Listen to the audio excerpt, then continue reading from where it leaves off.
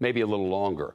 But it wasn't until the former president sent out this notice that anyone even knew about it. By way of example, and to lift the veil a little bit, our big station, our NBC-owned station in South Florida, WTVJ, NBC6 Miami, this isn't a big part of its coverage yet. Our local station in Palm Beach County, PTV in West Palm, has a crew on the way. So the breaking of the news today came from the former president himself. And as a result, he's able to write at least the first draft of the narrative of this.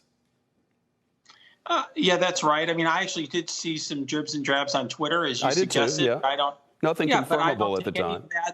I take all of that with a grain of salt until I see it from a confirmed source. But I would believe if the former president is trumpeting a raid on his estate, he would not be doing so unless that was the truth, because otherwise that's quite an admission. So can you think of other avenues for the FBI to be exploring here? I mean, let's think of the moment. The former president is not wrong that this is somewhat extraordinary. The FBI sent to the at least part-time home, I guess the legal home because he votes in Florida, of a former president is not something I can remember happening. Didn't happen during Nixon that I remember.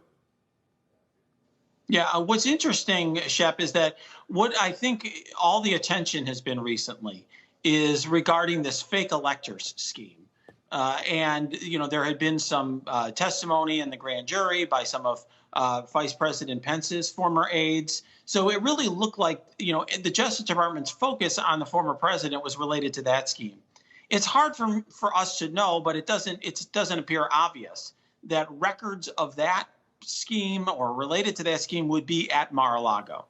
However, if they have a cooperator might have told them that, you know, he or she had seen records there and, you know, knew that records were there. And generally, if a court has, for example, evidence from a cooperator corroborated in some way, you know, that they saw records there in the recent past, people tend to keep records for a long period of time.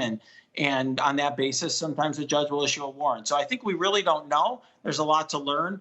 But it's a serious matter, and I think that should be apparent to everyone listening to this and watching this, that if your home is searched by the FBI, you're in big trouble.